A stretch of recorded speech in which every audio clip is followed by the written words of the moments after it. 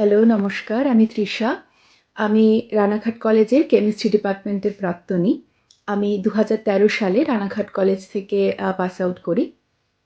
আমি বর্তমানে অস্ট্রিয়াতে কেমিস্ট্রিতে গবেষণা করছি। আমি সম্প্রতি জানতে পারি যে রানাঘাট কলেজে ৭৫তম বর্ষপূরণ উপলক্ষে একটি শোভাযাত্রার আয়োজন করা হয়েছে 6 জানুয়ারি। আমার এটা ভেবে ভীষণ ভালো লাগছে রানাঘাট কলেজ থেকে এরকম একটা সুন্দর উদ্যোগ নেওয়া হয়েছে। At the same time I am feeling very unfortunate যে আমি নিজে সেখানে উপস্থিত থাকতে পারছি না।